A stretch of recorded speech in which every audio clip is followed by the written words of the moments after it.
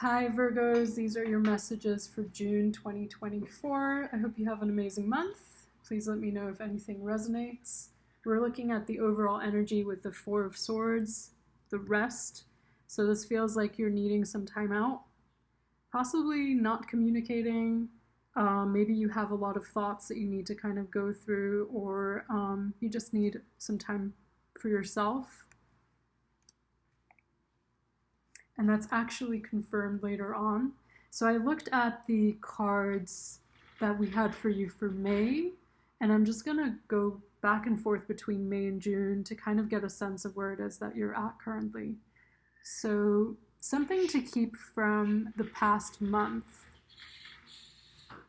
So in May, you were encouraged to keep the Page of Wands from the month of April, the Page of Wands being just like a new exciting endeavor or a new exciting relationship, something that fuels you, something that you're passionate about. It could even have been like new activities, new hobbies that you took on, new passion projects. Here, this is less new. This is more of a bit of a frustrating energy, to be honest. It's like you're going through something difficult. There's a lot of obstacles. But this is a path that you want to be on because you know that you're headed somewhere that you would like to go to. Like you know that you're headed towards a destination that's important for you in your life. And with that being said, in the previous reading that I did for May, you did get the Chariot card. The Chariot card was underneath the deck here as well. And this is called the Journey Home. So it feels very relevant to that. And there's somewhere that you're trying to go. And this could be spiritual, this could be emotional, mental, you just have something that you're headed towards. You also have the sixth chakra, which is the third eye, connecting with that third eye, maybe through meditation, just enhancing your spiritual habits, daily routines, maybe some yoga, I don't know. And then what it is that you're encouraged to release from the month of May. You're being encouraged to release. This I find so funny. Queen of Swords, I'm thinking of Mercury, because Mercury rules over, Mercury is mental, right? It's like communication, thinking, talking, all of that. So air is mental as well. So if we're talking about the Queen of Swords being something that you need to release, Virgos are ruled by Mercury. There is sometimes a sense of analysis paralysis where you'll just kind of go over the same thing and get too detail oriented about things that bother you, notice imperfections a lot of the time. And I feel like maybe that's what this is talking about. It might also be like a cold analytical approach to something that does not require that. There is something returning from your past that you may need to kind of look at, not dismissively, but objectively, and understand it, and then release it. There's things that you don't really need to carry on into the future. And what you had in that same position for May was the Nine of Coins and the Star. I believe we're talking about healing and being transparent and maybe showing some of your gifts. But also, with the Nine of Coins, it's about independence. So you do have the Nine of Coins here again. That's interesting. So that's the focus of your month in June. Where in May, it was something that you needed to let go of, to release. Now it's the focus. It's the primary thing is about being independent. It's about your money, right? Your finances, really being prudent with that. And I feel that that's kind of a natural thing for Virgos because you're ruled by the sixth house. The sixth house is all about our daily routines and habits, like our work, our health regimens, our hygiene habits, like all of that is very much Virgo. We're looking now into something to be aware of in the month of June. This is so interesting. I just want to look quickly at what happened in May there. Okay. So the theme for May was Ten of Cups, keep Queen of Wands. Okay. And then the thing to be aware of was Nine of Wands, Two of Wands. Again, the Nine of Wands, something difficult that you were wanting. And with the Two of Wands, it may have felt like finally doors are opening for it. Like there's possibilities coming in. That's May. And then into June, it's something to be aware of. Something's crumbling. Something's falling apart. And you've built a lot for this to happen. It feels like you almost stepped into Taurus energy, which is a fellow earth sign like yourself. But Taurus is fixed. Virgos are mutable? Virgos are mutable. They're kind of more flexible of the earth signs, right? A fixed sign means that, yes, there's a stubbornness associated with it, but it's more so there's a resoluteness about where it is that you're headed in life. And there was such a strong resoluteness with something that you were building or invested in, and then it just kind of crumbles. It's not crumbling literally per se. It's more that you are seeing it from a different perspective, realizing it wasn't built on a secure foundation. There's something about this experience, situation in your life that was unstable. But it was built in a way where you felt like you've put so much of yourself into it that it felt like it was very stable. It felt like it was very strong. And it could very well have to do with finance and career, being that it's the King of Pentacles. It says conception on the bottom. So maybe something that you've recently created is showing that it's got some holes in it that you're needing to now rebuild or rethink the design of. Maybe for some of you it is literal. I don't know, like maybe some of you are in design or in building or in construction or something. But yeah, it's just kind of like re-looking at something, understanding what the weaknesses of it are, what the pitfalls are, and then rebuilding it, redesigning it, starting over, starting fresh. 6 + 1, 7, and then we have the 7 of coins here, and that's dealing with what to focus on in the month of June. So for May, you were focused on the Fool, or you're being encouraged to focus on the Fool. And wait a minute, no, that's not true, sorry. You're being encouraged to focus on the Magician. Okay, so how you can create, how you can manifest. And here it's about patience. So you're being encouraged to focus on harvest season. It takes time for things to reap, right? For the seeds that you've sown to reap and to show results. So on one hand, things are falling apart. And you're seeing that this wasn't built well, and I have to start over. On the other hand, there's other things in your life that you're looking at and waiting, okay, when is this finally going to show up? It's saying continue to be dedicated to those things. Continue to water it, continue to do maintenance on it, and eventually you will get results. And then we're talking about what should you do more of? We have the Ace of Cups. A lot of the time, it says beauty here on the bottom. A lot of the time I'll see the Ace of Cups as a self-love card. It could be a new romantic situation. It could even be an existing one that just feels like it's flourishing. This is giving of your cup, right? Watering, maybe possibly just watering this thing that you've already invested in and waiting to see results from. It could be a relationship.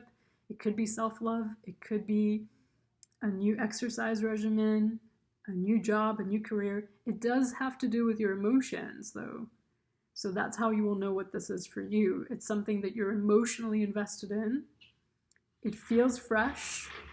So it's either new in your life or it feels like you are finding a new way of relating to it, whether it's a person or an experience or whatever it may be. So this is what you're being encouraged to do, is continue watering this. Something you're being discouraged from. So one of the things that showed up that you needed to release was the Queen of Swords. And I was talking about analysis paralysis and Mercury being the ruler of the air signs, right? Well, not all air signs, but Mercury being the ruler of communication. I guess we could put it that way. So having the Knight of Swords here being the thing that you're discouraged from doing in June, it feels like don't take immediate action on ideas that you have, because you may have to clarify or even like look back at something here that's the Tower, something here with the Tower here that kind of fell apart, that wasn't working. The way it was built was faulty.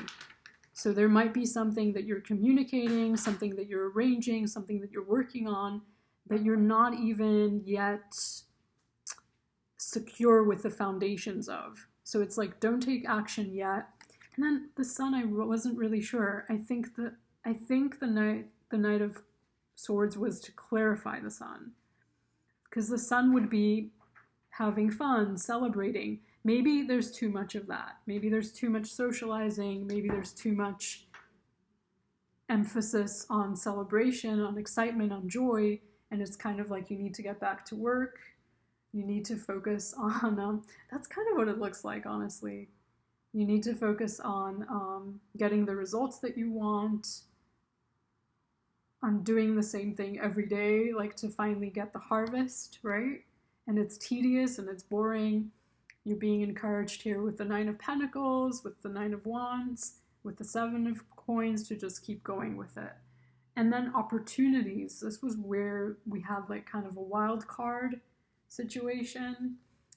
On one hand, we have the Queen of Cups. I'm wondering if this is another person in your life who is reaching out to you in an emotional way. This could be like a Scorpio, Cancer, Pisces, non-gender specific, and it could be anywhere in their sign, in their birth chart as well. But this feels like someone who's very compassionate and caring. If this is an aspect of yourself, it might be that you're opening your heart up to someone, or just opening up and becoming a bit more vulnerable and connected with your emotions. Again, I've said this to other signs. It's an opportunity, so it doesn't necessarily mean that you will take it on, but it's available to you here.